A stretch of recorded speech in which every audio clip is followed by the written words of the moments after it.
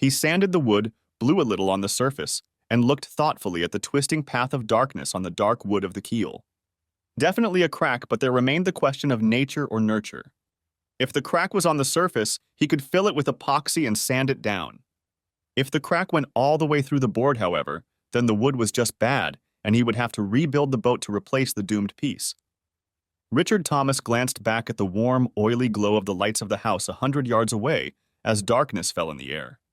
Putting aside everything he could, he made his way back to his bleak household. Things were once more promising. He married Karen Johnson, his high school sweetheart, shortly after graduating from college. She wouldn't even talk to a guy like him from a single-parent family, but she met him at a mixer at their church that preached free markets and social justice. Be kind to children from single-parent families, says her father, a psychologist.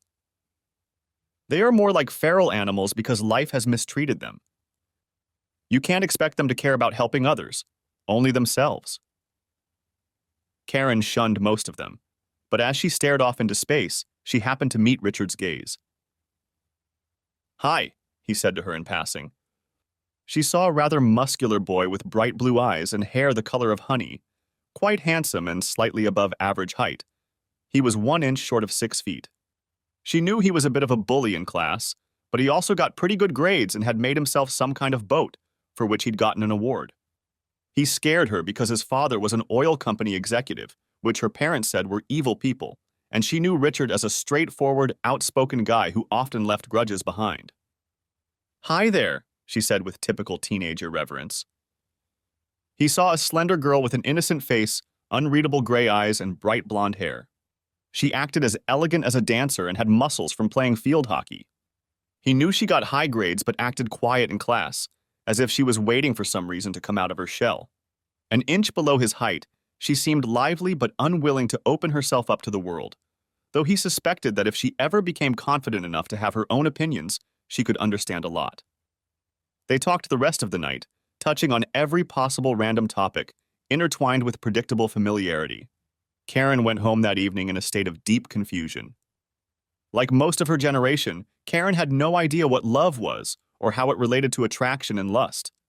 She got one idea from the classic books they read in school, another from Hollywood and popular music, and a third from church and her parents.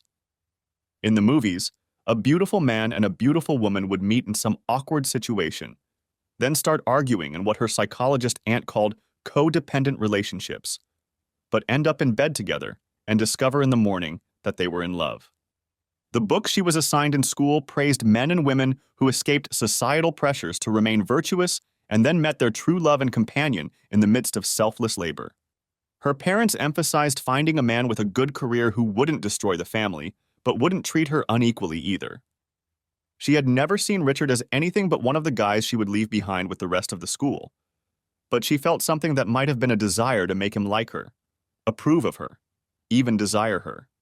Karen and Richard had started dating in their last year of high school, that bittersweet time when people realize that approaching adulthood will shatter old friendships and loves. She knew Richard was afraid of her too. One day in history class, the teacher noticed that most of the students were catatonic or asleep and pounced on Richard with a question about Hitler and Stalin. "Tyrants confuse what they are with what they could be," says Richard. Stalin, a former bank robber, confused power with importance and turned his country into a bureaucratic dictatorship that killed 30 million people through sheer incompetence. Hitler, an artist, confused his popularity with moral rectitude and started a war that devastated his country. A good leader rules for the sake of his people, not for his own power or self-importance. The teacher furrowed his brow. Half the class shuddered. "What about war crimes, genocide, and oppression?" Richard grinned. "History is written in blood, brutality, and extermination because those are the only signals that awaken people. Otherwise, they just follow their own inertia. Hitler was like Robespierre, a true believer, who ended up executing anyone who disagreed with him because he needed to believe in the truth of his ideology.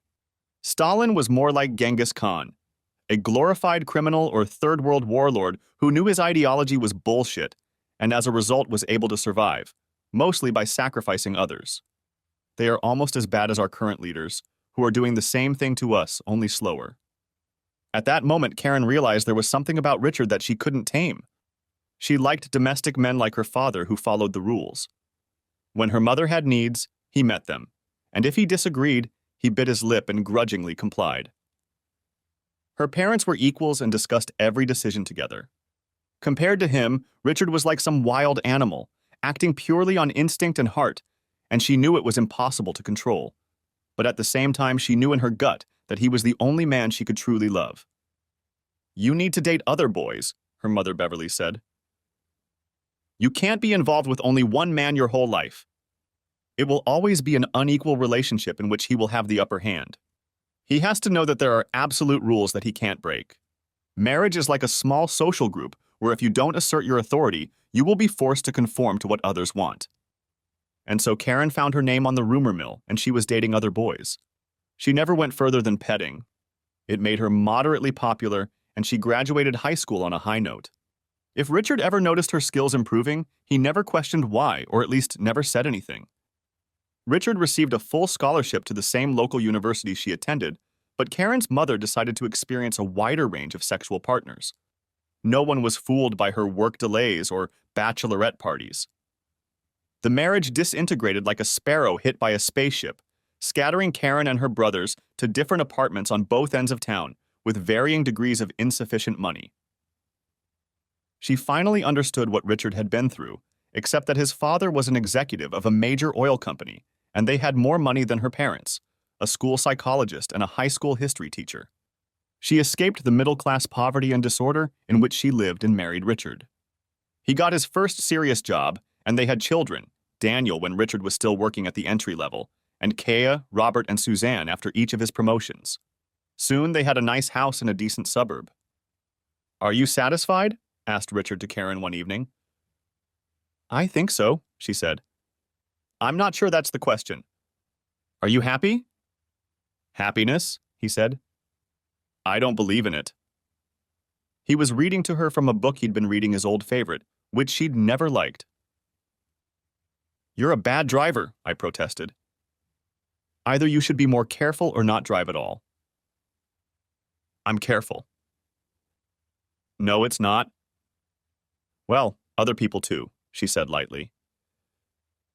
"What's that got to do with it?" "They won't bother me," she insisted. "It takes two to have an accident." "Suppose you met someone as careless as yourself." "I hope never," she replied. "I hate frivolous people. That's why I like you." "Each of us is responsible for our own happiness," Richard says. "It's about being responsible to your true self. You have to make yourself good to please yourself, and only then can you appreciate what life is really about." She looked at the man as if she barely knew him. "Looks joyless." "Not at all, it's just a realistic way of looking at things," Richard said, smoking his pipe. "What you are, your job, and how others see you is not who you are. You choose who you become. Even love is a choice. As Siddhartha would say, external events neither please nor displease, but thoughts make them so." Time passed, and they both forgot that conversation as a faded story. By the time she was 30, Karen was running a household that was old enough to take care of itself on its own. As parents find out, by the time children reach puberty, your window of opportunity to teach them something has passed. They enter adulthood, albeit early on, and make decisions on their own, based in part on what their parents have taught them, to the extent that they trust their parents. Richard had gone from a job where he showed up and did what others told him to do to a business, which meant that he spent most of his time thinking about how to get his company into a position where it had enough money to acquire a stable market niche in which it could expand. He now had 3 employees, 2 negotiators and an office manager. His office manager, Sue Scott, came to him straight out of graduate school. She had an MFA in creative writing, but found that the insular little community that endorsed the next big thing in literature had clear tastes, and she, who loved the classics and ancient texts, her undergraduate degree was in classics, for their timeless themes, wasn't going to make it in the world of the latest ironic styles and personality quirks. "What do you hope to accomplish here?" Richard asked without looking up. Sue, she didn't like Susan's name, which she thought sounded like furniture, looked at him with bright gray-blue eyes. "Mr. Thomas, I like to be blunt," she said after a few minutes. "I need a job I won't hate. My college education is worthless, so I'm starting over, and I want to learn practical business skills so I can open a cat rescue service someday and not go bankrupt like most do within a few years. I'm here because out of all the places I called, the people here seemed genuine and everyone was honest with me. Richard hesitated for a moment. You're hired, he said. What? She whispered and averted her eyes. No, it's not for your, appearance. We're professionals here, and we don't do that because it might hurt the other person. I warn you, I'm not a sensitive person. I'm a caveman, but I like fair play. No, you took a big risk with that answer. You told the plain truth. And judging by your undergraduate and part-time work, you're very competent, so I'm betting on you. Although it was a rough start, having to learn a new language for business, she settled in quickly once she got the hang of it.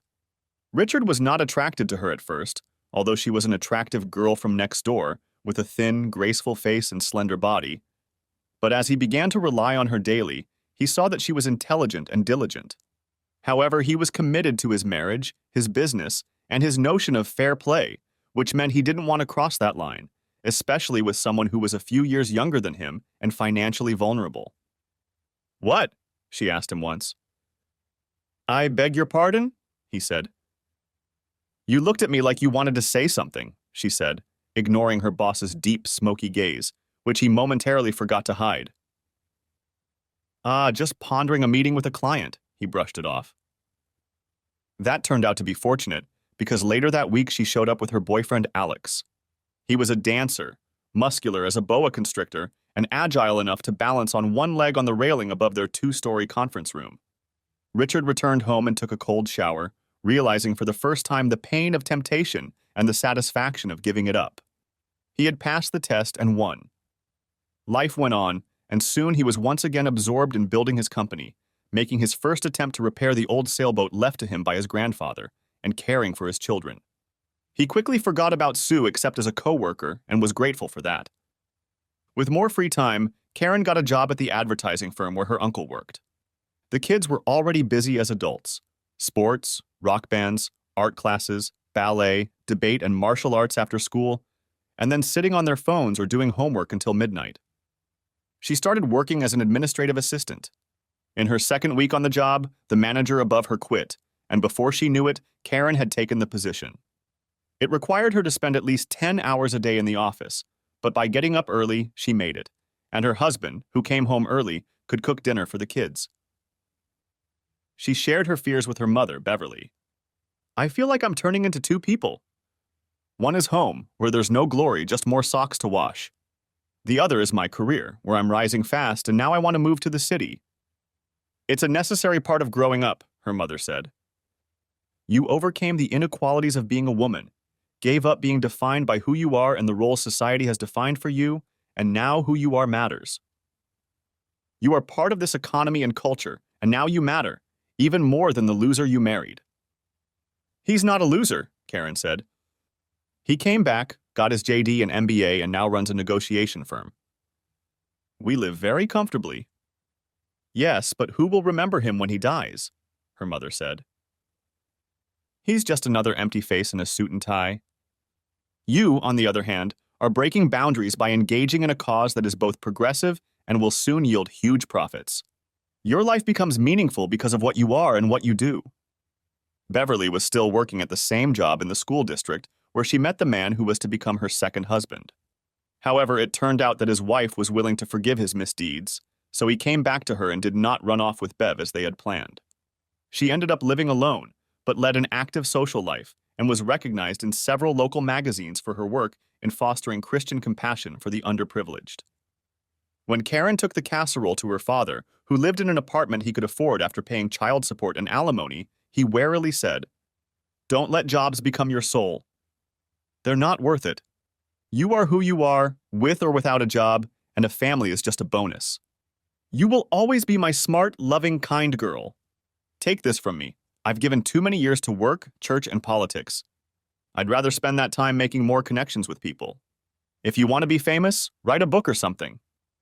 Now Karen was wandering in doubt through the catacombs of her mind. She'd never been one of those kids everyone knows and talks about. Just a goofball, albeit an excellent student and highly respected.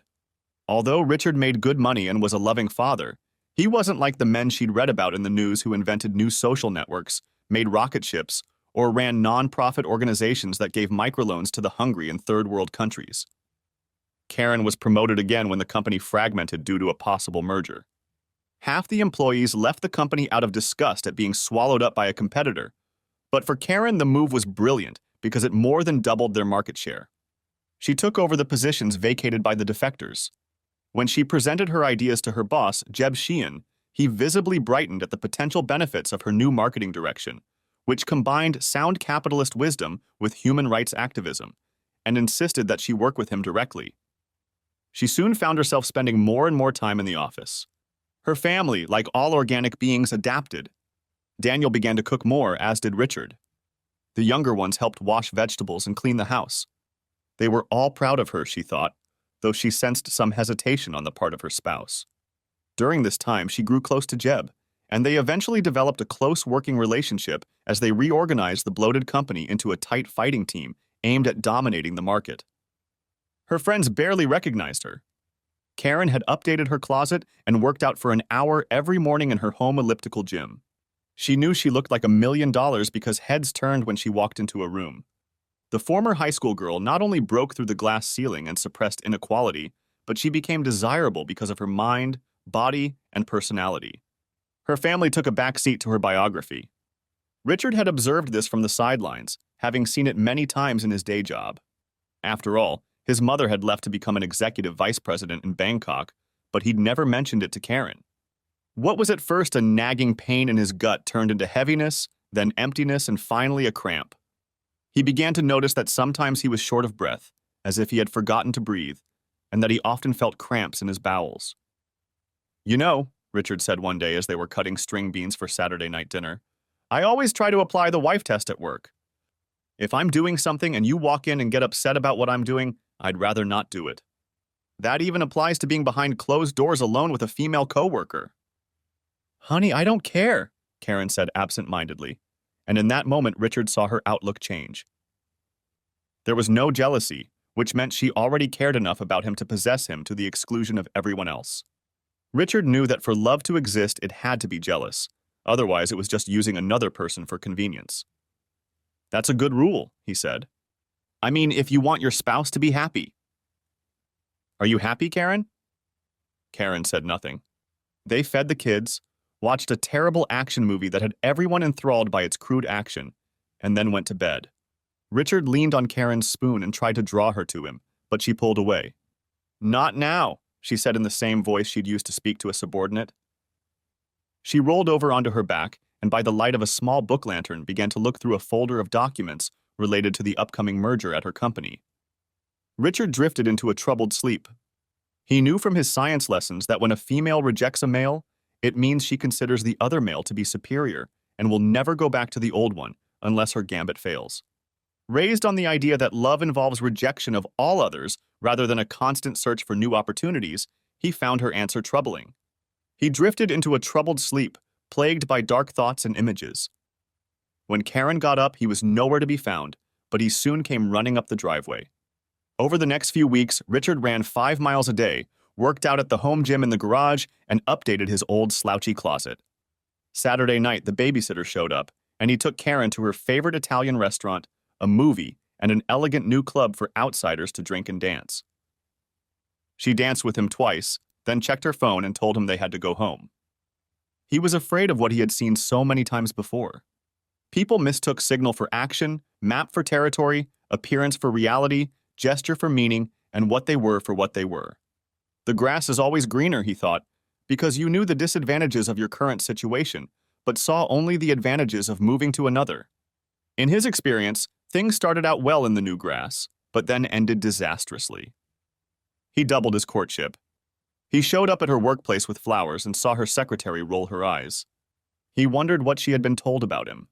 He called her twice a day, nonstop, and repeated his Saturday night escapades. After losing 5 pounds, he increased his workouts and soon noticed that his muscle definition had improved. He bought her a necklace she had noticed in the window of a jewelry store. He felt the mistake coming like a distant storm, but was powerless to stop it. In each case, she expressed her gratitude, stayed around for the minimum amount of time necessary to be polite, and then left to do some errands in preparation for the next workday. "You've been pretty aloof lately," he told her one evening. "What can I do to keep our marriage afloat?" He looked at her with empty eyes. He knew there were two options here. She recognized the problem, they worked on it, and life moved forward because they were in unison. That meant she still believed in him, respected him, and was on his team, working toward their common interests. She denied the problem because she either didn't think it could be solved or wasn't interested in it. This meant that in her heart and mind, she had already abandoned the marriage and viewed it as irrelevant. "What do you mean?" Karen blurted out. "We don't date anymore. We hardly ever make love, and when we do, it looks like you're waiting for a cab. We rarely talk. Since you took this job, I haven't seen you smile at me uninvited or spend time with me unless I demand it," Richard said. He knew where this was going, and to his surprise, it didn't make him angry in the slightest. It made him sick, hurt, and restless. He saw everything he wanted slipping away like a candle melting and pouring down the drain. Karen looked directly at him. For him, it was a crisis. For her, it was a delicate situation that needed to be put off, the way one puts off a vendor who wants to get paid at his job. She thought about eventually going back to the marriage she now thought she was happy with. She had better opportunities now, and marriage was her backup plan for when she was done enjoying all that life had to offer her. "I haven't noticed any problems," she replied lightly. That night, they went to bed in different worlds. They might as well have been in different dimensions, on distant planets, or belonged to different species, all they had in common. Richard wondered where he had gone wrong, then realized that Karen had always led a crusade in which the oppressed confronted the powerful. Being a good husband and provider made him the powerful entity she rebelled against and enjoyed defeating. He talked to his longtime friend, Sheriff Danville Harris, who counseled his father during the divorce. "She's dancing with the devil," said the sheriff. "I never got into religion, other than the general belief that some benevolent force created this place and is taking care of us, since we're basically suicidal goons." He grinned. "I always thought the Old Testament God must have drunk a huge bottle of Advil, watching his people go out into the streets and do nothing but screw up all the time because their egos get in the way." In the police academy, we were taught a little bit about Jung and Freud and the ego and the ID.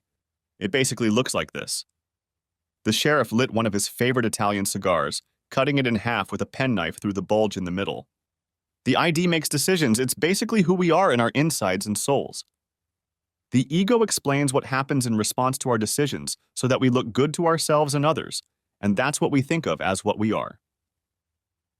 The ID is a multitude of conflicting impulses, and the one that is least destructive and most beneficial wins, at least in theory. He lit a cigarette and continued. "We were told at the academy that you have to explain things to the ego, so the ID will choose the path of least resistance. Make it impossible to fight or flee, offer some food, and most of the time you can get them into the system without violence. With your wife, it's the other way around. Her ego makes the decisions, forcing the ID down that path so she loses a sense of who she is." "I guess the question for you," the sheriff said, taking a slight drag to light his fading cigar again, "is whether you want to make things right. After all, she has, as they say, shown you her ass. It's not just a superficial flaw, but something that went wrong deep inside her. Life is just a ladder. When you're going where you need to go, it's a hard way up. When you go somewhere wrong, it's a hop and a skip downward. She went down the stairs to the bottom and can't find the stairs to the top. Do you think she cheated on you?" "No," Richard said.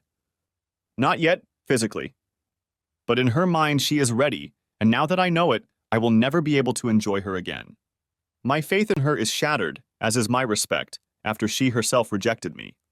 She simply threw away my love, trust, affection, and hope." "That's undoubtedly true," said the sheriff.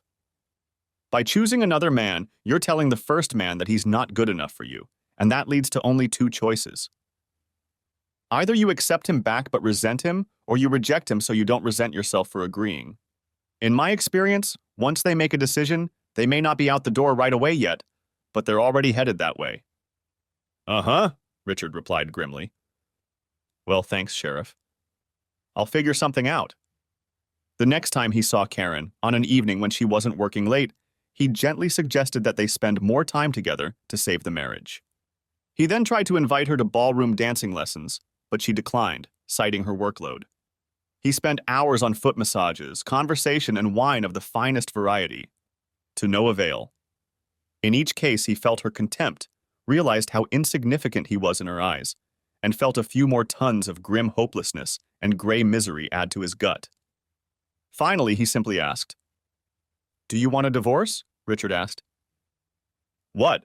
Karen said. "Why do you ask that?" "I'd like an answer first, yes or no."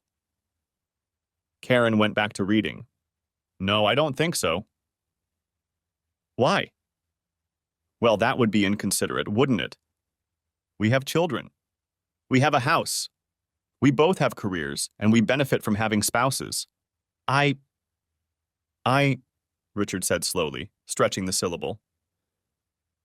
"And I love you," Karen said, lowering her eyes to the floor. "We'll grow old together. We'll have grandchildren.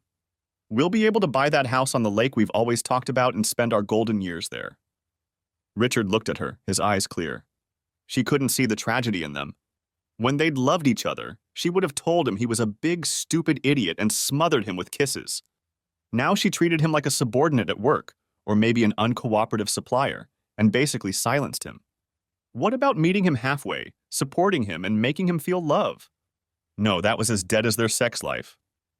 14-year-old Robert gave him the next piece of the puzzle, for all of life is a puzzle, and the first step in solving a puzzle is to identify all of its pieces.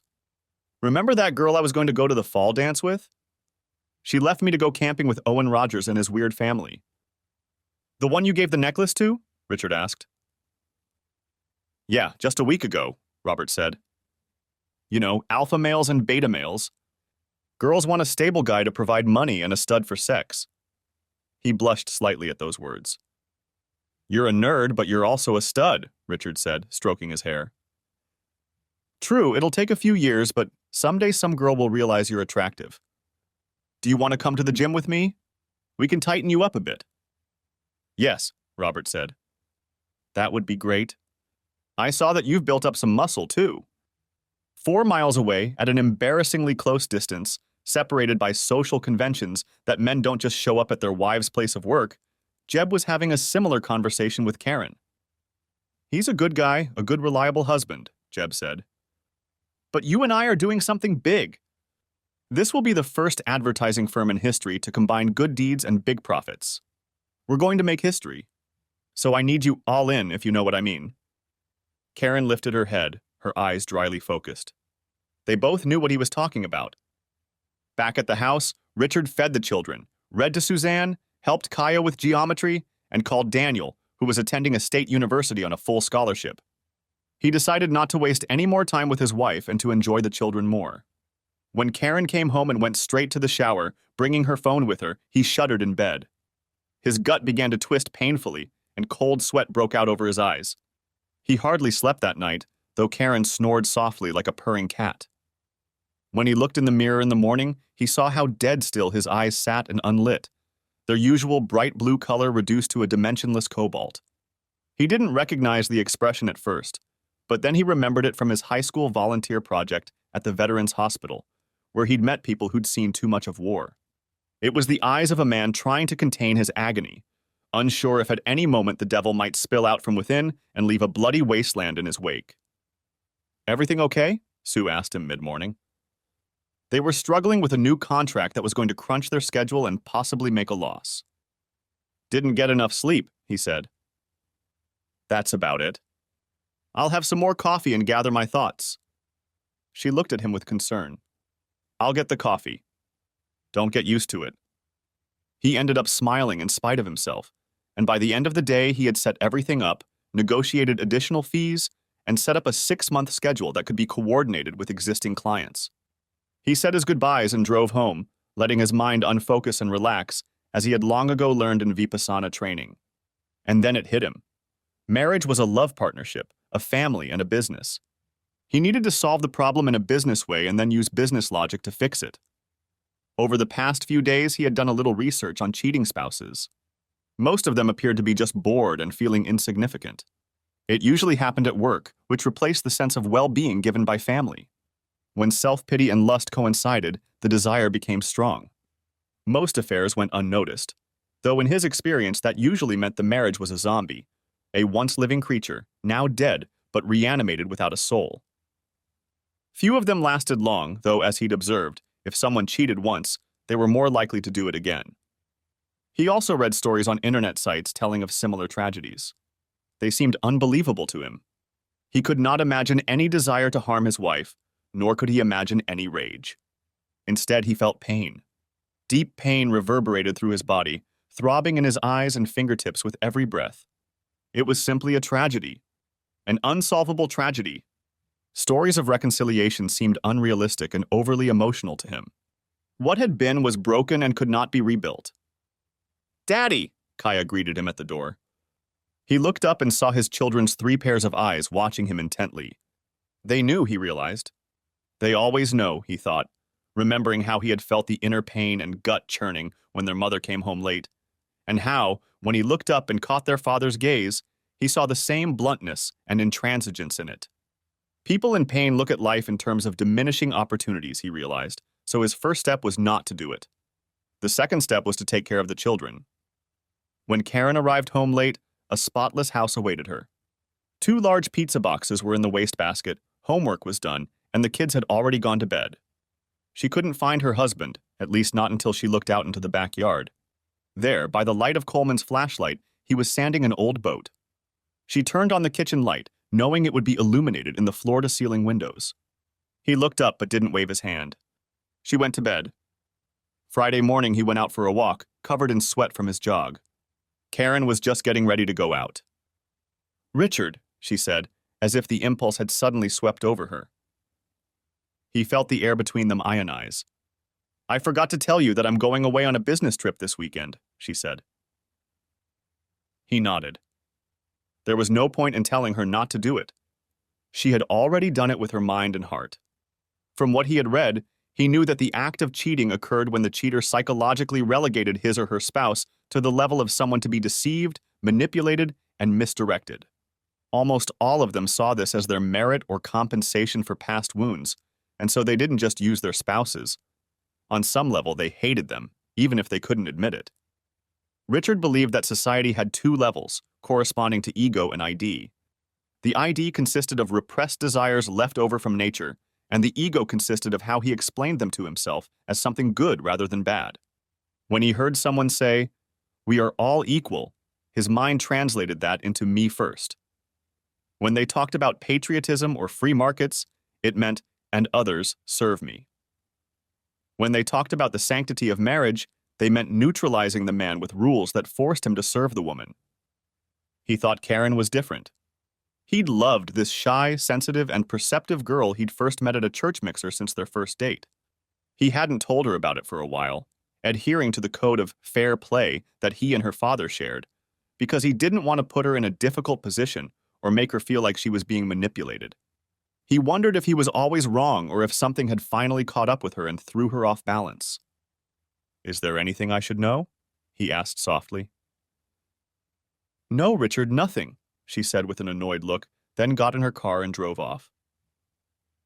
Nothing. That was the feeling that descended upon his soul, an eternal and infinite void where nothing mattered except the sensations of the moment. He wanted to become one with the void, to purge his mind of everything and exist only in that crystalline structure of logic where every detail fit in the right place, forming lattices of knowledge, each level dependent on the one below. He wanted to separate himself from emotions, sensations, desires, and most importantly, from the realization of who he was and the situation he was in. "Daddy?" asked Suzanne, looking into his eyes. Richard had come to his senses. Work was over. He had somehow managed and was now at home with his children. The clarity of his inner world, connected to the wider world beyond his immediate concerns, was a wonderful refuge. Emotions quickly returned to him. Awe, the feeling that he was watching a travesty from afar, and a damp, blood-scented sense of profound loss. This too would pass, he reminded himself, and turned to his daughter. "Are you okay?" she asked in her thin, trembling baby voice. Now that you're here, I'm perfectly fine, Richard said. He went to work. He was doing well. He was great, even inspired. He had given the work all his nervous energy and his growing sense of despair, and the results were good. Now he had his little charges to take care of, and he had an hour or so after work to put his thoughts in order. Then he looked at his watch. 3 hours had passed. And I'm late for dinner, he said. Kids, it's pizza time again. There was cheering, and they sat down to a few rounds of some hopelessly violent video game for boys, while Kaya read and Suzanne watched, for the umpteenth time, a cartoon about a duck who saves the world with a chainsaw. Or something like that. Richard was a little distracted. The local pizza delivery guy recognized them well, mostly because Richard had tipped well in exchange for no small talk, and after a raucous pizza party, he tucked everyone into bed. Homework would wait until Sunday afternoon. The next morning they went to the zoo. Robert, a little too old for that, politely made his way through and lingered in the reptile house. Kaya was fascinated by the birds, and they went around the open cages 3 times at least. Suzanne tried her best to see all the lions, tigers, bears, and otters, her favorites, but then became cranky, and after getting cotton candy, fell into a deep sleep in his arms, sending her father's shoulder into a deep sleep as well. Then it was time for backyard games, throwing the old foam soccer ball around and playing horseplay until dusk descended on the land like a warm blanket. Richard dug into his college memories and made a dinner of organic hot dogs, bell peppers, spaghetti, cilantro, and pasta sauce that had a little sour cream added to make it Alfredo-like. Then they'd read or play video games by the fire he'd built in a pit in the backyard, while Richard continued polishing his boat. He glanced around the long backyard that stretched to the water of the fourth-class canal on the banks of which they lived. In a city bursting with waterways, he understood the benefits of having one of the posh homes in the famous lakeside communities, but he knew there was a price to pay for everything. Here they could live a normal life, no other normal people, realize their unique abilities while humbly enjoying others and their contributions. He knew that everything he did for the children, and if it killed him, he wouldn't let them live the way he lived. Richard never saw himself as a victim.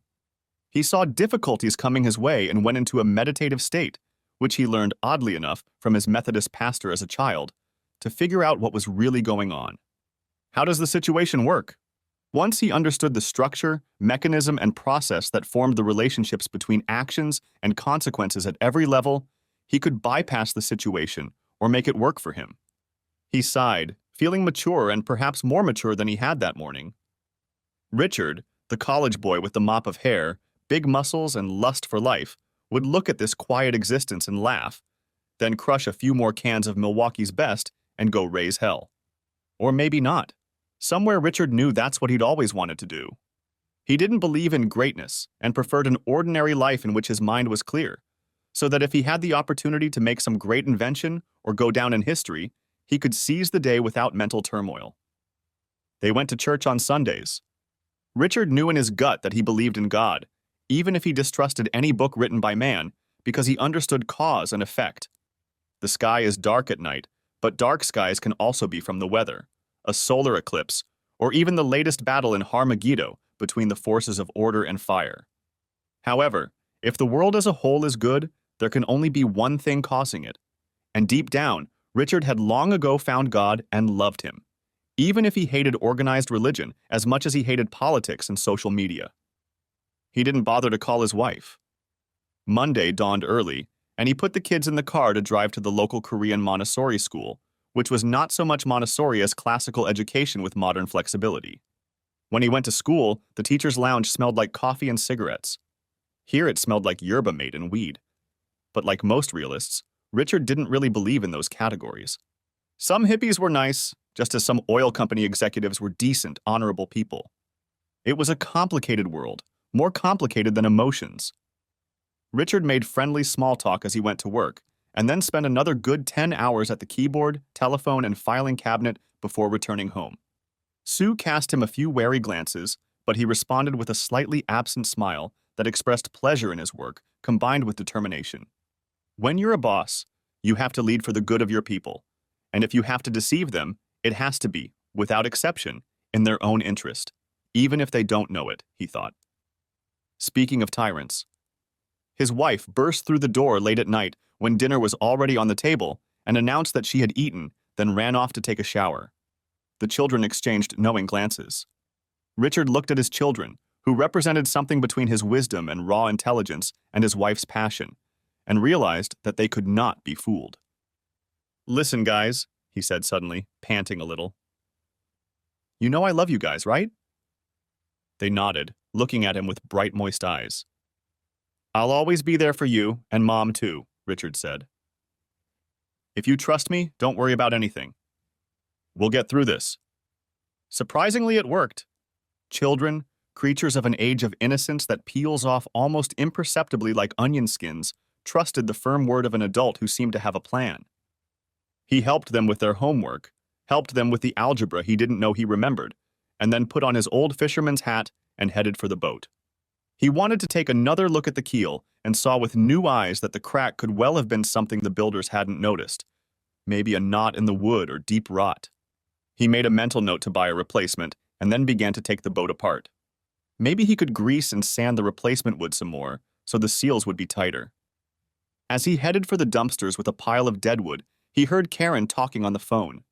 She was staring into the living room, oblivious to his presence, so he stopped to shift the pile of wood scraps he was carrying. "When I got back this morning," she said, turning slightly to put the phone under her eye. She said and stopped.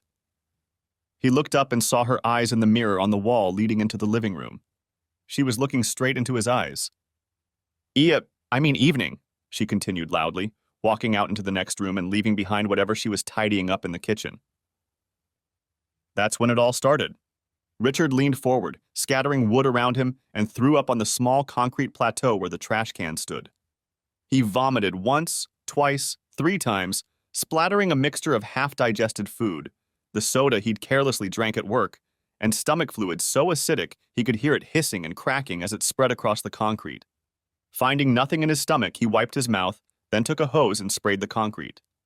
Picking up the rotten wood, which now smelled faintly of phosphoric and hydrochloric acids, he tossed it into the trash can, and the lid fell off listlessly.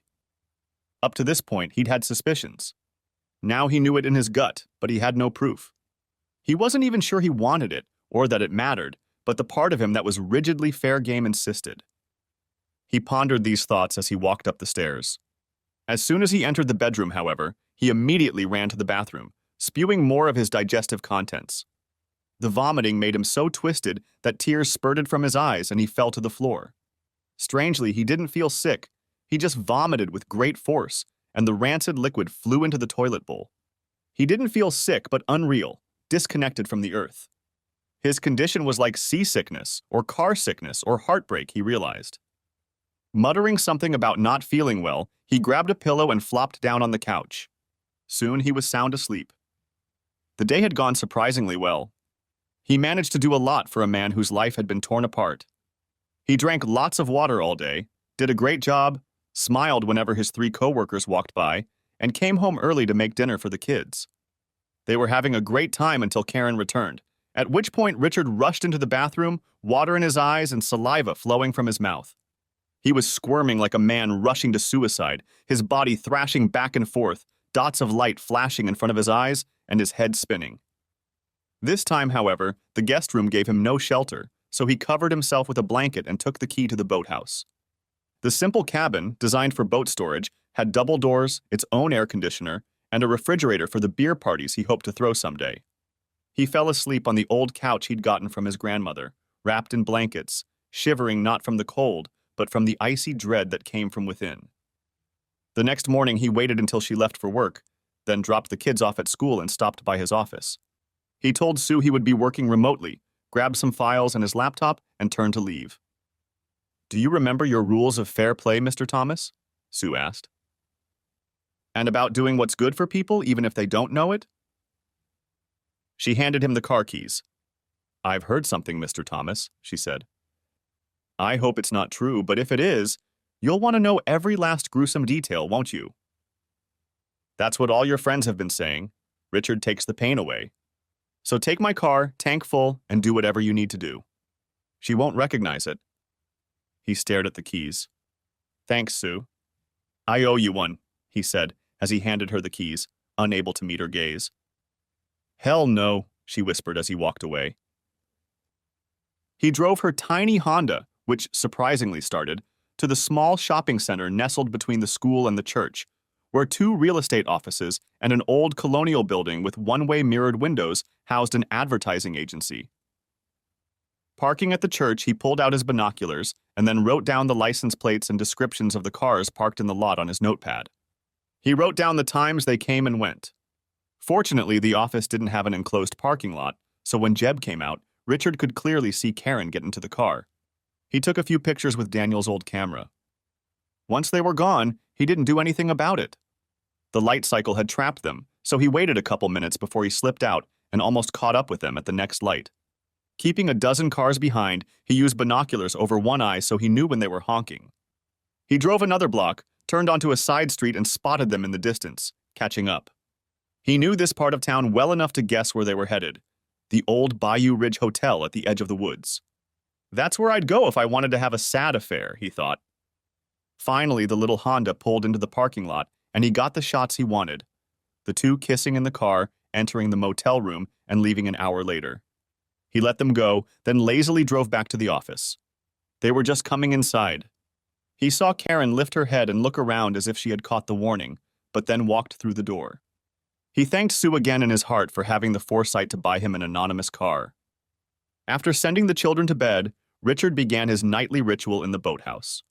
If he stayed too long in the main house, he would have the first signs of a hepatitis attack, saliva flooding his mouth, eyes watering.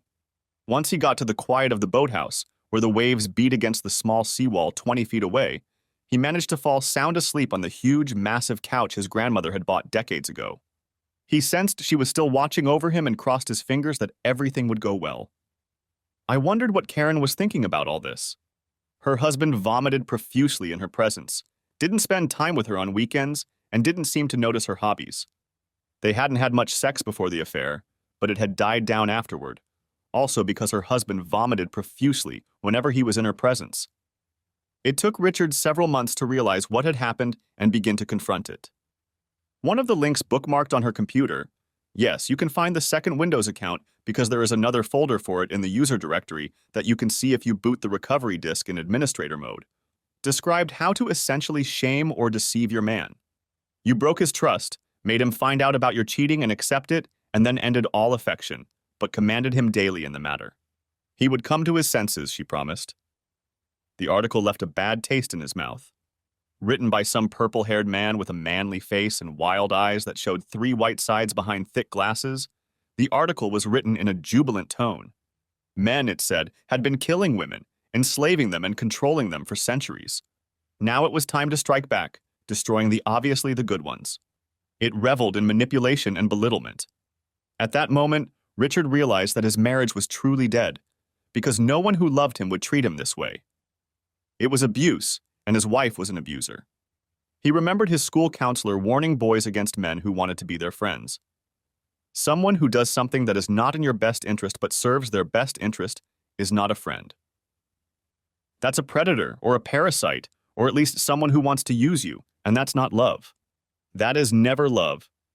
Get away from that person as soon as possible. A story that is rarely told in matters of infidelity, whether sexual or simply a refusal to respect a spouse that forms the absolute emotional and moral bond that allows a marriage to work, is the story of children. How does it affect them? Let's look at it with one eye. Robert, Kaya, and Suzanne called Daniel at the college to tell him what had happened. "Dad lives in the boathouse," Robert said, annoyed at how thin and clipped his voice sounded.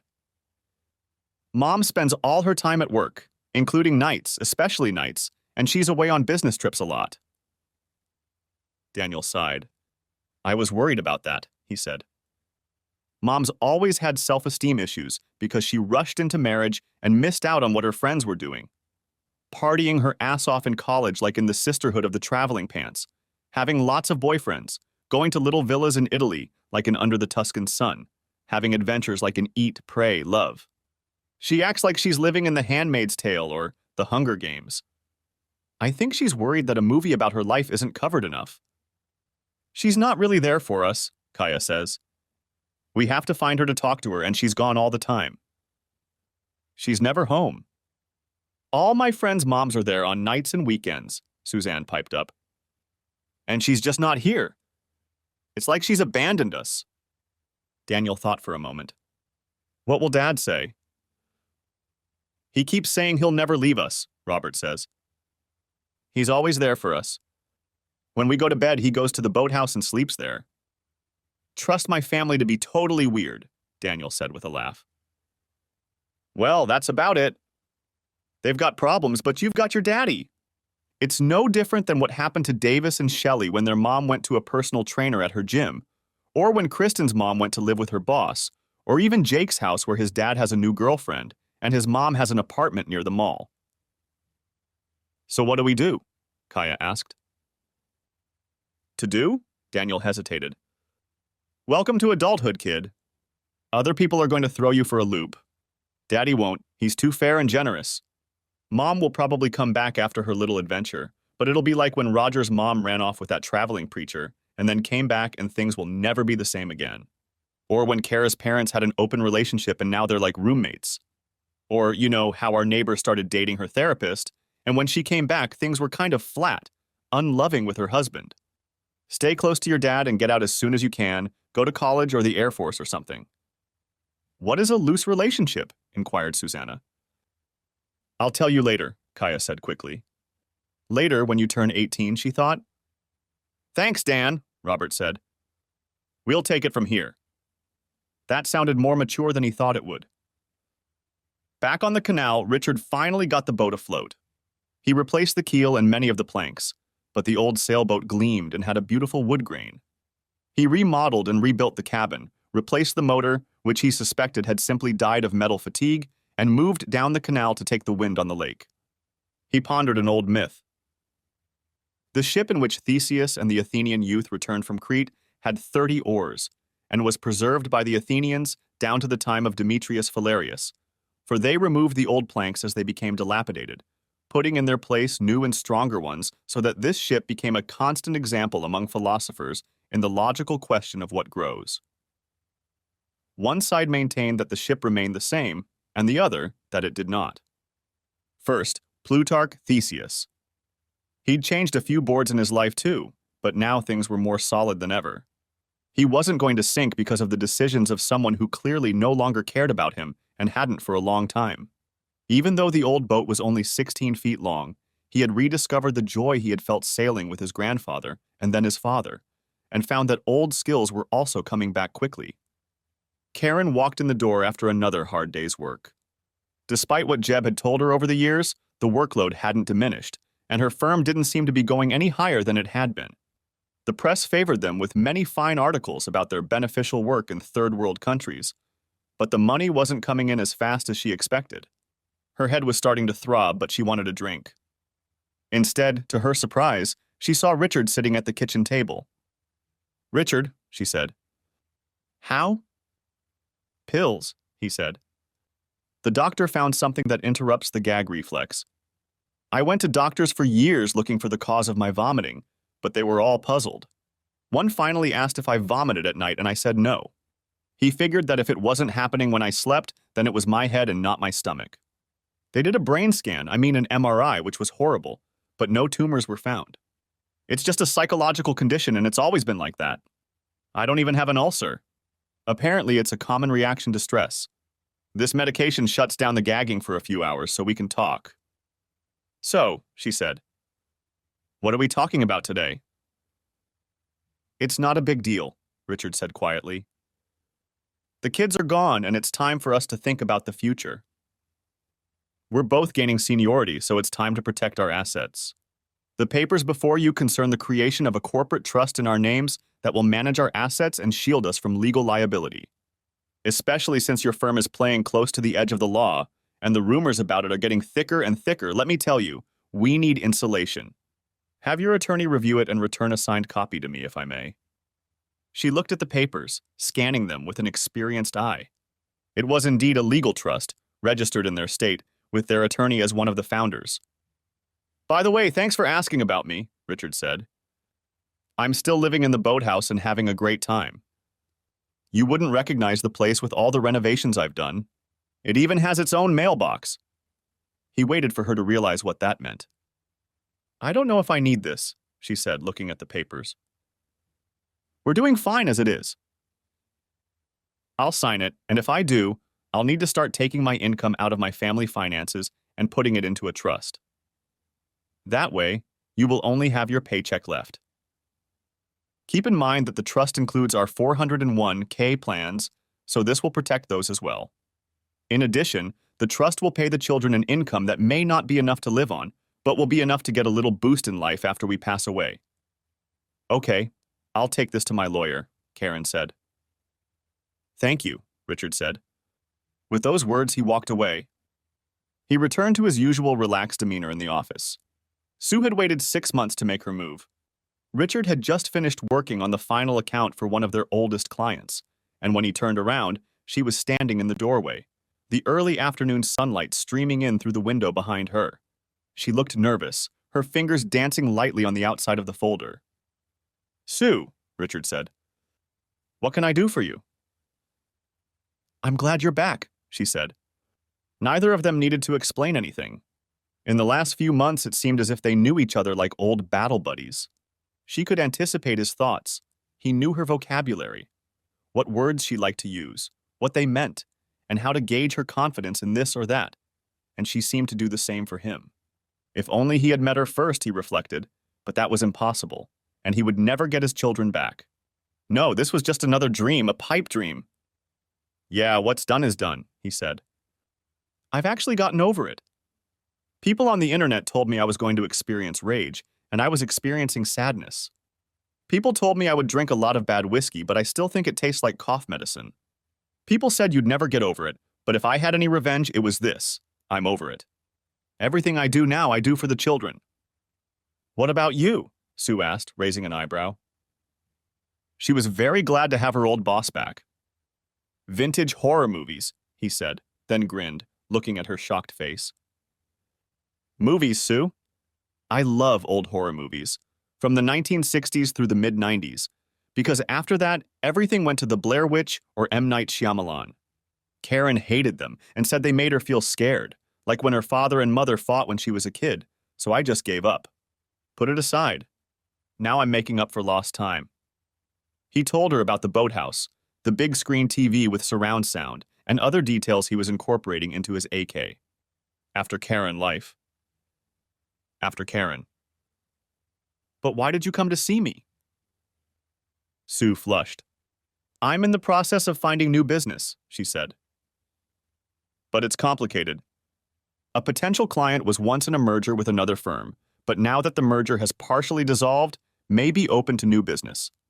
However, their former business partner wants that segment of their business. Here I am wondering if it would be fair to throw my name out, even though the two firms are still technically related. Richard was looking at her with typical male confusion, she thought. They take the world literally, as if everything around them were a woolly mammoth to be hunted or a saber-toothed tiger threatening a tribe in its cave. Only men could invent fire, she realized, but then they would burn everything in a primal childish delight, and then only talk about the various uses of flame. If the client is cooperative, he said slowly, and the merger is really dead, I'd go for it. But when he looked up, she was no longer there. After work, back at the boathouse, he chopped wood and pondered the conversation. Who the hell was she? Gradually, it came to him. He felt a new feeling inside him, mixed with excitement and awe. Of course she hadn't meant it. But if she had? He stood up abruptly, then sat down and replayed the whole thing in his head. 30 minutes later, he made dinner for his children and took the car keys. He turned to the children, guilt written all over his face. Go on, Robert said. Whatever you were doing, you didn't look alive. Like that for, I don't know, for weeks. And then he burst into tears. Richard pulled him against him and swore he would keep his emotions in check for the sake of his children. The innocence brought to the altar by an act of gross desecration of what he thought was a good marriage. As night fell and the birds were replaced by the hum of insects and the quiet sound of sprinklers, he rounded the corner of the sidewalk leading to the apartment on the west side of town. Sheffield's apartment occupied a large stretch of one of the dreariest side streets he'd ever encountered, but it was a safe and quiet neighborhood. He checked the address on her phone and headed for the apartment located on the west side of the large, sprawling complex. She opened the door before he knocked. "Did you get my message?" she said. "I'm stupid," he began in an apologetic voice. "But you came anyway?" she asked. "Why?" "Hope," he whispered. "When we first spoke, it was clear to me that you were a who and not a what. You had vitality, honesty, and direction. One door closed, you opened another. You went in there head first and told me the honest truth at a time when, looking back, I was surrounded by lies. I was impressed, and I'm still impressed. And today, I try never to fraternize with coworkers, especially since I am married, but she is over it, except that she provides stability for my children, whom I love more than anything," he finished in a whisper. Richard shook his head to clear the air. "I had hoped, not believed, that you were asking me how I would act in your situation. You conveyed the message, unless I misunderstood it, that maybe I wouldn't be the bad guy in this equation. And I was hoping, until I realized that what you said, if that's what you said, made perfect, flawless, bloodless sense." She handed him some kind of soft drink. He took a sip. It was a Dr. Pepper clone from Costco that was better than the real thing. He took another. "Thank you," he said. "What's done is done, and wherever I stumble, I'll never know if I ever do. Sometimes things don't go well. A storm comes and the chicks fall out of the nest, and you find them the next morning when it's too late. God's hand or an aimless materialistic universe? I don't know, nor do I think it's my purpose to know. But damn it, I'm delusional. You've always been in my thoughts as one of the most real people I've ever met." "What about Karen?" she asked. "What about Alex?" he asked. Karen sighed. "And here you are making me admit the lie from the start. Alex isn't into women, if you know what I mean. He's my ballet teacher. I do it as a hobby because I enjoy it. I asked him to help put out the fire in the office because I saw the way you looked at me that time, and I knew, and I didn't want to be the other woman. And so hope was lost." "I see," Richard said. "I must have read it all wrong." "No," she said. "Things have changed. I'm not going to treat your wife like an imbecile. She made a choice, and she knows the kind of man you are. She's gone, Richard. Honestly, I could slap that stupid bitch, but I believe in the old parable. Never thwart your enemy when he makes a mistake." She picked up a soft drink and took a big gulp. "So I don't," began Richard, frowning his eyebrows. "No," Sue said. "I've known about it for months. I think you do too." He stepped forward and pressed his forehead against hers. "Hope," he said. "It's going to kill you every time." "Not this time," she said, taking his hands. "Not in my life." They talked about something, and he came to his senses on the couch, sat down next to her, and took her hand. "This is unusual, but I'm an ordinary girl," she said. "The last 1,000 years, maybe more, have been a mistake. There's nothing wrong in the rule book, but if you don't mind things happening slowly, we'll make it work." The whole time they were holding hands. Hours later, he turned off the engine and stopped the car, taking the risk of not waking anyone and just running across the road. It was the most magical night of his life. From the depths of darkness to the heights of a mountain, bathing in the sunlight of a spring morning. And not even a kiss. He'd held her until it was clear. What's done is done, and now they were conspirators on a mission of hope. A mission of faith, lost in a world of men intoxicated with power and obsessed with death. Could it possibly work? He fell asleep, running the thought through his head. She made the rules. Never in the office, never in public, and never in front of his children. They would remain a secret. But she was, as she put it, with a fierce look reminiscent of her Norman and Scottish ancestors, all business. A moment later, he said the same thing, enunciating the words clearly, so that no one, not his beloved, not the wizards of time, not the gods of the glades and fields, could understand his meaning. Choice is forever, he realized, and at any moment it could all come crashing down, like those moments that had ruined his marriage. At any moment, one could step back from the abyss, but that abyss, he felt, was dark only on the outside, but inside was full of light. They met in the evenings after the kids had gone to bed, in his rapidly improving boathouse. He liked to cook for her, but sometimes they would just sit and talk.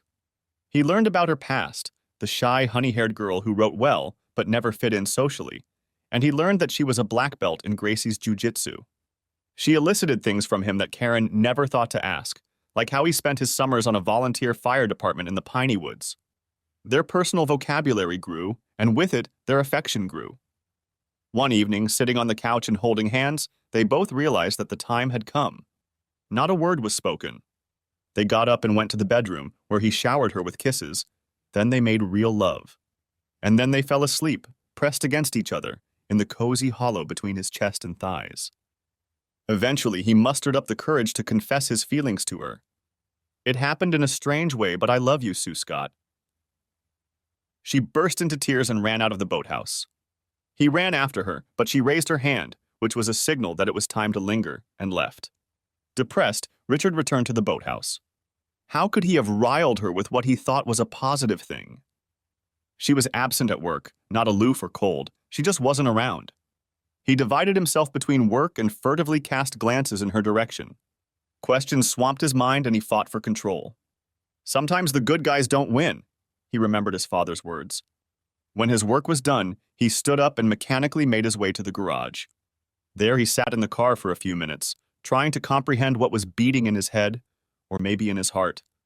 He drove home to feed the children and listen with a manly air to stories about soccer and math class, about the boy who pulled his pigtail, Rotten, and the diorama of the Battle of Hastings. When they fell asleep, he crawled, as was his custom, to the boathouse. She stepped out of the shadow of the wall into the light. I can't do that, she said. It's like leading a secret life that no one can see.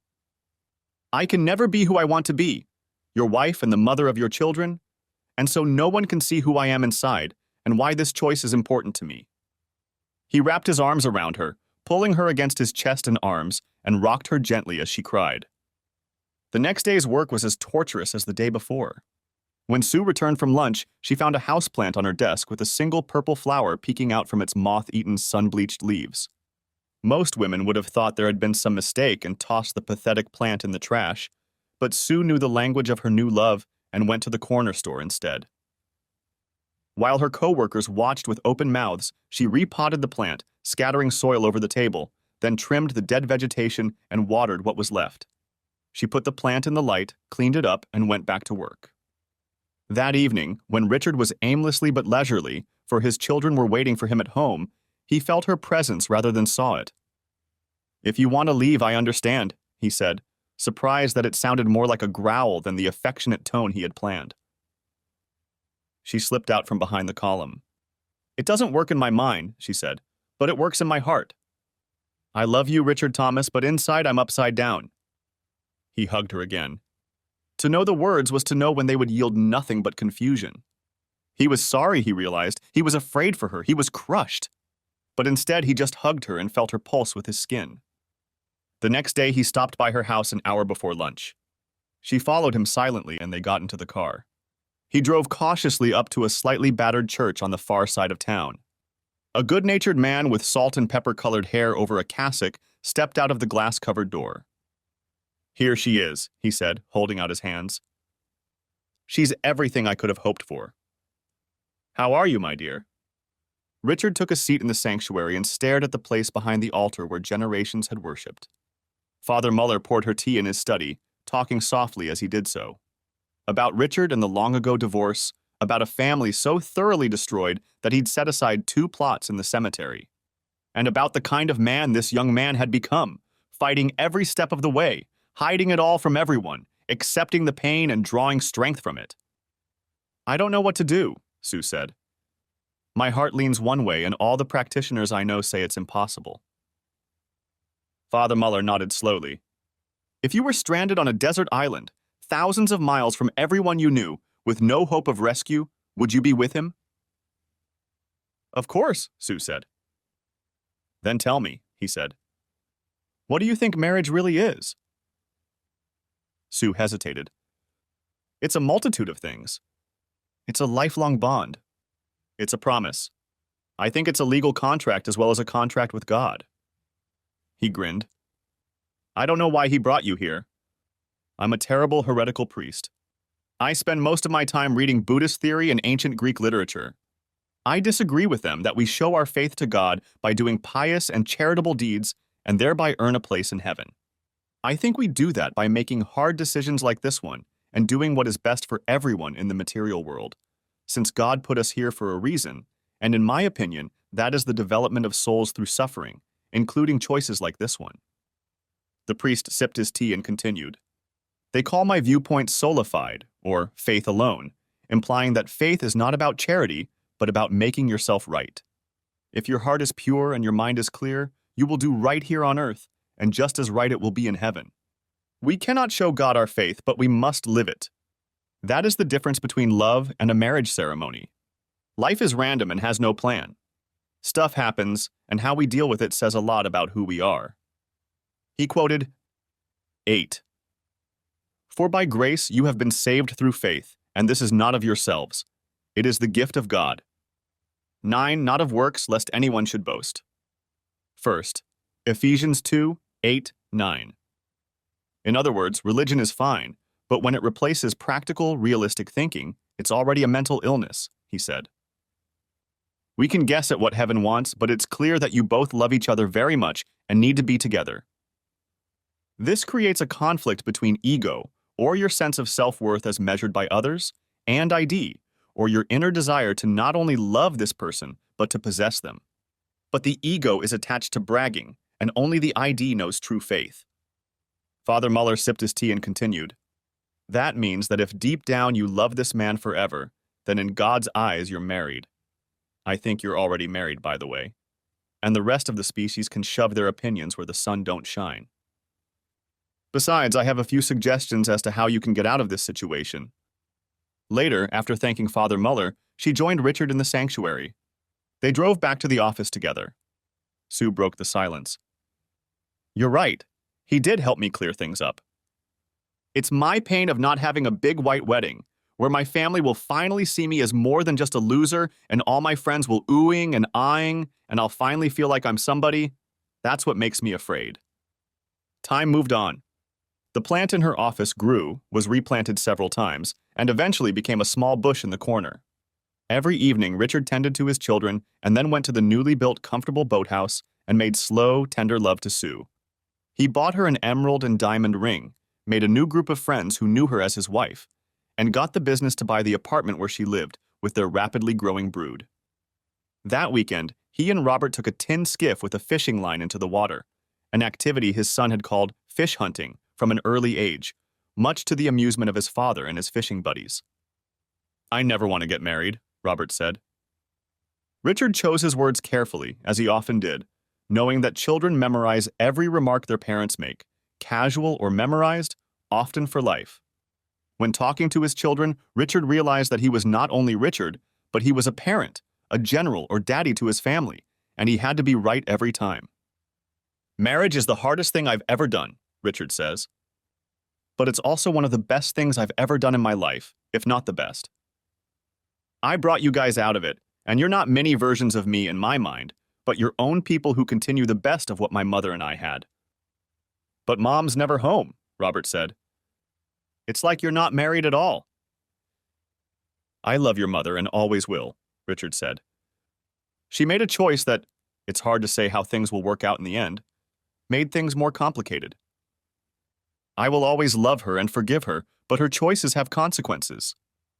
Robert watched the fishing line on the water. So that's why you live in the boathouse and Mrs. Sue comes to see you at night? You can never fool them, Richard thought. Yes, they are, he said. She's a good friend. Is she going to be our mom? Robert asked. No, Richard said. It's a little unconventional, but I think most lives are like that, being both normal and dealing with the difficulties that arise.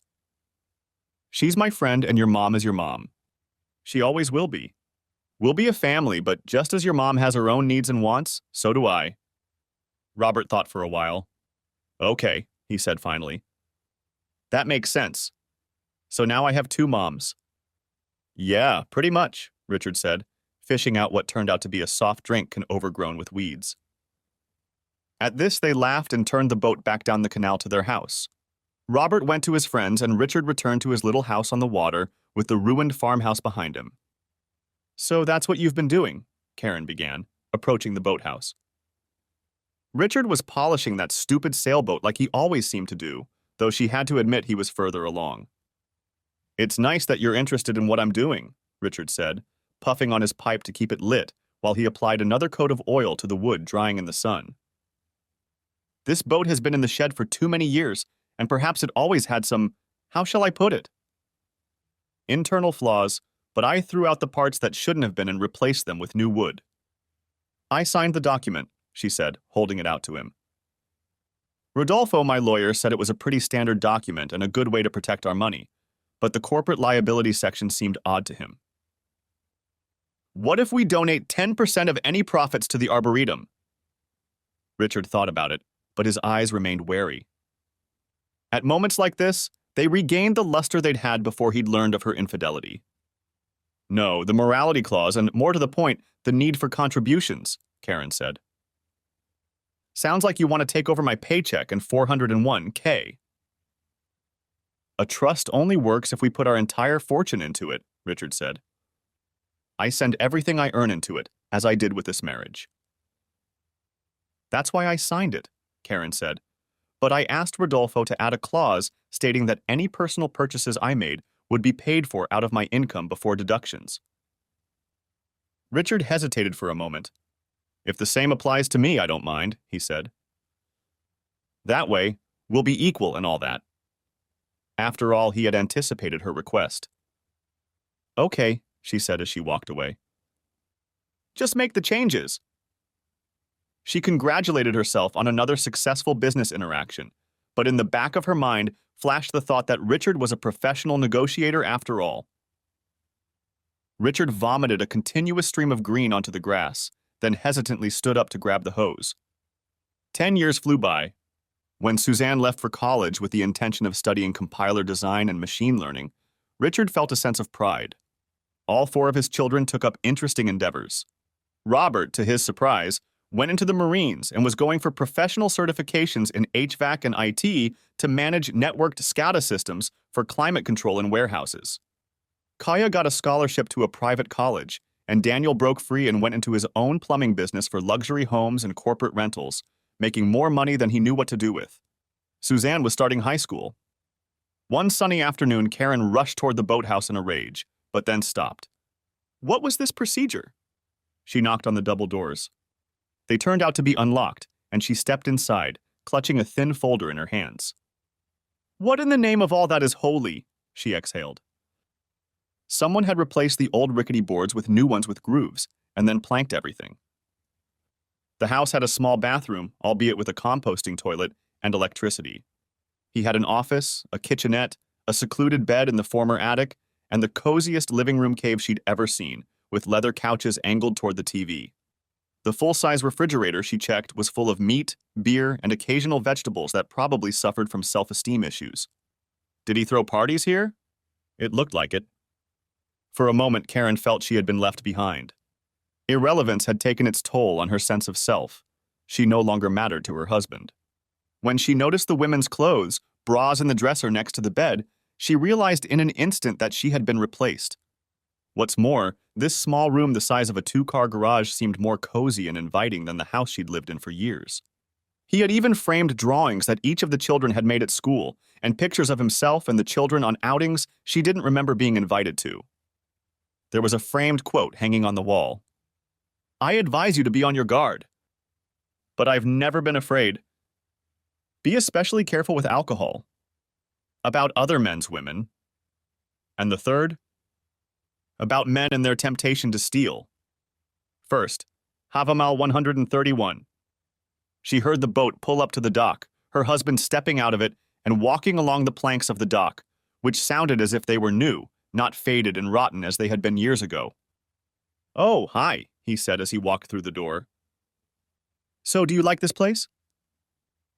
Very nice, Karen said dreamily, then focused again. What the hell is this? She said, holding out a folder to him.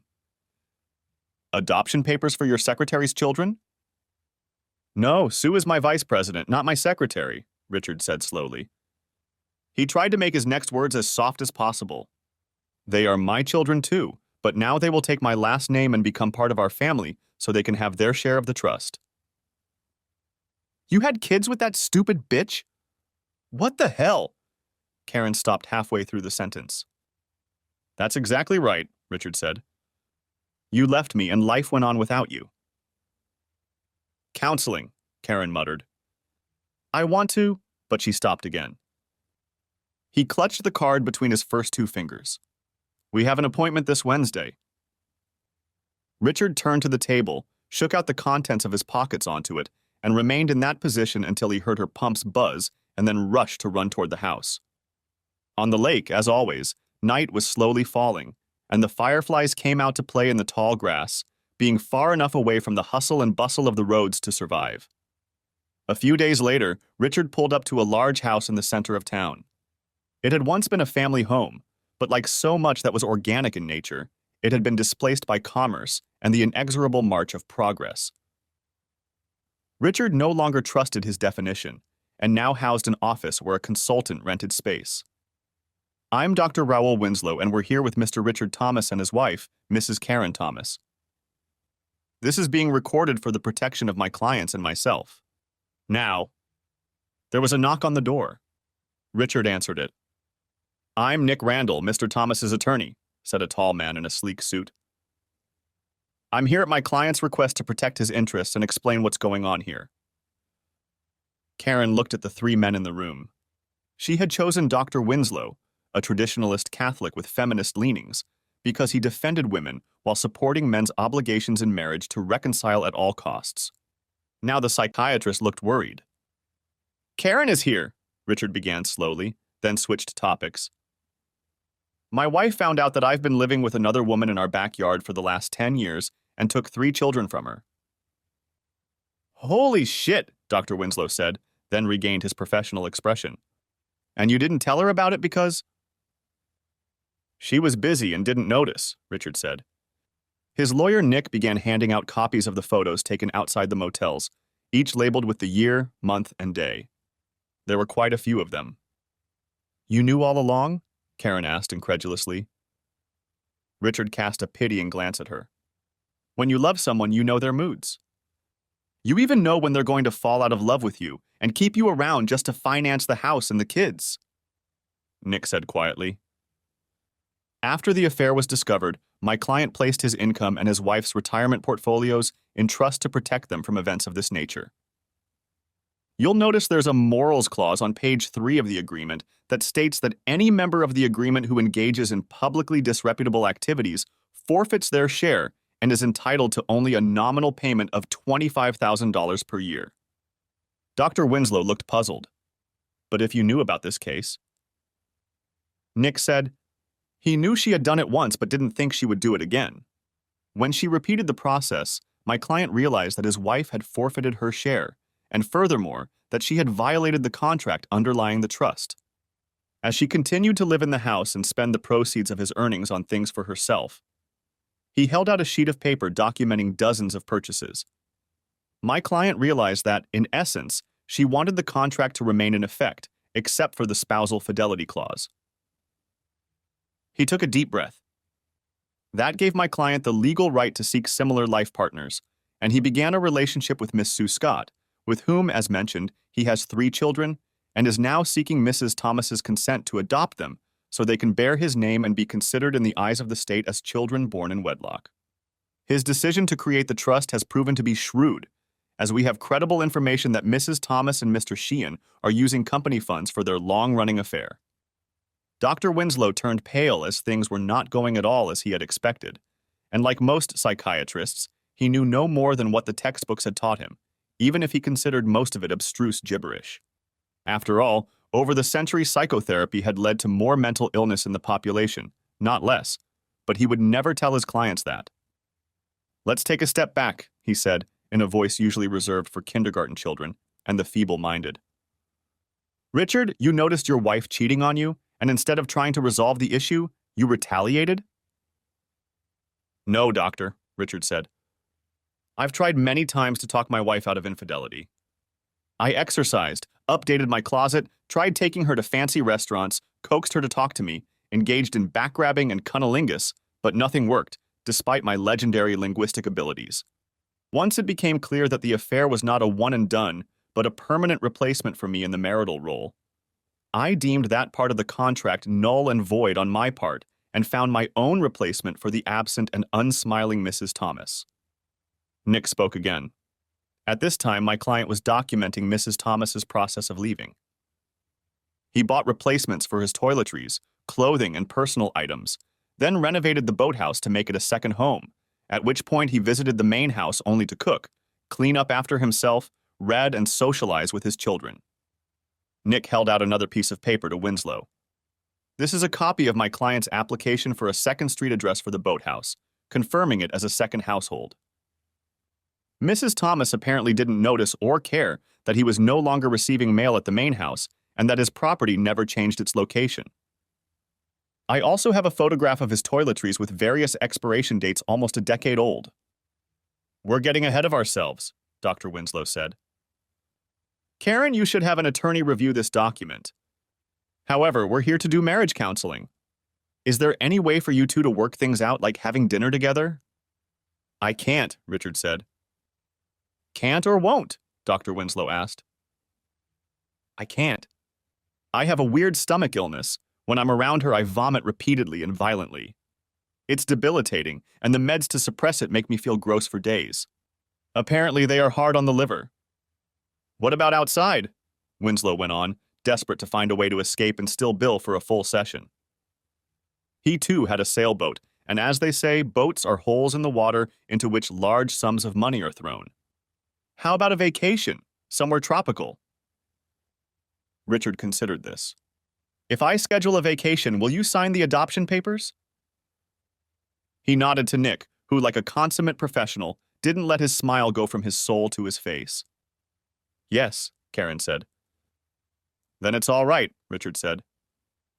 True to her word, Karen signed and certified the paperwork and the adoption process, supported by Sue Scott, who realized the complexity of Richard's situation from the start, began its slow movement through the creaking gears of an expensive but mysteriously underfunded bureaucracy. Richard left his plane ticket under her pillow. He thought about putting away all the old expired toiletries and clothes, many of which hung loosely on him, but constricted his new, larger biceps and calves, but dismissed the thought. Instead, he went to the dock and launched the boat. Later, Karen picked up her ticket and smiled. Maybe this would work out. She could have her cake and eat it too. However, when she arrived at the airport 2 days later in the morning, Richard was nowhere to be seen. Confused, she went through security, where she was only cursorily searched and took a seat at the gate. Several hours passed, and as the plane began to land, she became nervous. Picking herself up, she turned around. Jeb, she said. It was nice to meet you here. Karen? He asked. She looked down and noticed he was holding the exact same ticket. I found it on my desk, he said. I thought you wanted to finally take that vacation we've always talked about. Karen smiled warmly. Let's go, she said. To hell with Richard and his little games, she thought. She would have Rodolfo tear him apart when she returned. Holding hands, they boarded the plane. The fish weren't biting on the canal, so Richard went to the house and equipped himself. He called Nick.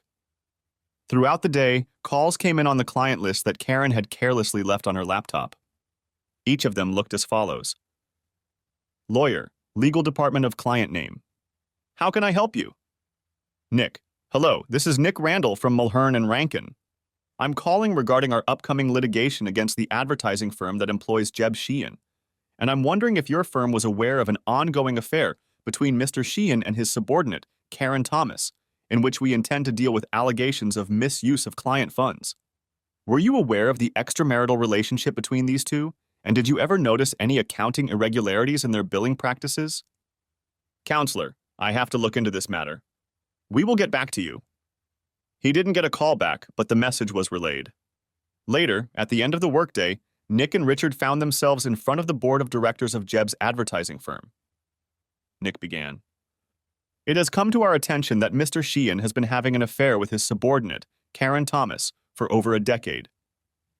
We have found documents on Mrs. Thomas's computer that indicate that mixed funds, if not company funds, may have been used to finance the affair, including lavish weekend trips. We intend to sue for damages to Mr. Thomas's business as a result of the publicity of this affair and the loss of trust that caused potential clients to shun the firm, and witnesses are expected to testify about it. According to numerous testimonies, Mr. Sheehan and Mrs. Thomas were openly having an affair in the office with the approval of the firm and, we can assume, the board of directors. We would like to know if you have a settlement offer. While he was saying this, a secretary came into the room and whispered in the ear of the chairman of the board. Richard could only assume it was another rejection from a client, as everyone involved tried to escape the legal storm of steel and feces that was rapidly approaching them. The chairman turned white, then red. "We'll be in touch," he said. Richard and Nick allowed themselves to be led out the door. "Message delivered," Nick said once they were out of earshot. 2 weeks later, when Karen returned home, she was in a bad mood. On their second day in Tahiti, emails came from the legal department reprimanding both her and Jeb. No one had lost their jobs, but it was clear that their careers were going nowhere after this fiasco. By board decision, Jeb was no longer a director of his own company. Jeb became furious and ruined the rest of his vacation by calling his lawyers and ranting about how they couldn't do that to him. Then he called his wife to explain, and Karen headed to the beach with a cocktail. "Hold them," she said to the cab boy. "Please." She slipped him $50. As soon as the plane landed, Jeb disappeared. Karen would never see him outside of work again. The next morning, Nick and Richard, dressed in matching suits, stood in front of Jeb and his lawyer. "We intend to sue for defamation for the allegations made against my client," the attorney began. "Great," Nick said. "And what's more?" "Wait, what?" the lawyer asked. "You're new at this," Nick said. "I've been doing this for decades." "You sue us, we get the evidence. For starters, we need Mr. Sheehan's schedule, his expense reports on all business trips on the dates we specify, and access to interviews of any employees who may have heard Mrs. Thomas and Mr. Sheehan discussing the affair in the office." The lawyer turned pale. "We'll be in touch." In the meantime, Karen started looking for work, but found that every advertising firm in North America had received a letter of inquiry from a lawyer demanding details of her affair with Mr. Sheehan, and the possibility of using mixed or company funds to finance meetings between the lovers in Las Vegas, Paris, New York, and Atlantic City. Not surprisingly, no one wanted to hire her for a position above janitor, and even then, only on the condition that she take a rigorous ethics course that she had to finance on her own. Richard swept across the house and handed her a check. "This is your 25 case for a year's maintenance," he said. "The house is vacant and the children will be taken care of." "You're welcome." After recovering from the shock, Karen followed him into the boathouse with a sagging jaw. "I never realized you were so immature," she said. "You're burning me out instead of trying to deal with this like an adult?" "I tried," Richard said quietly as he untied the boat. "You may remember I spent a lot of time trying. But you didn't want to listen. So what if you ruin my life?" Richard tossed the rope aside. "Let me tell you something, Karen. On our wedding day, I looked into your eyes and saw what I thought was the path to happiness. Love, a family, support at a major job to pay for it all, a lake house, retirement, and traveling the world, and then spending our golden years in contentment and joy, visiting our grandchildren and pampering them. It was what I wanted." He continued, "These are all things you will never get of your own free will. You treated me like a servant or one of your office lackeys. You threw away our love and with it our future. Betraying a spouse can be endless, but the worst part is that you despised me. You treated me like an enemy. All I did was tell the story so the whole world would know that I was not a cuckold, but a man who would put up with it." Their gazes met for a moment. Karen realized at once that she had never really trusted him, because who could trust a reckless animal that no woman could control? Richard saw years of crying children, terrified by the breakup of their family, and the arrogance with which Karen ruled like a tyrant who gained power through his career. Anger flickered for a moment. To hell with her, he thought. To hell with Hitler, and to hell with Stalin, and to hell with everyone who lied for power, including every American leader since March 16, 1861. Richard sighed and smoked his pipe. "I'm not a martyr, Karen. As a wise man said, There was only one true Christian, and he died on the cross. Perhaps I am Siddhartha under the body tree, or Odin hanging upside down with a missing eye. I am one who learns from my mistakes. Your actions robbed me of what I wanted, and I have sought it elsewhere, but I refuse to divorce you because our children. The products of our love deserve a whole family and the knowledge that they were not a mistake, even though your actions signaled to them that I was a mistake, hence their creation.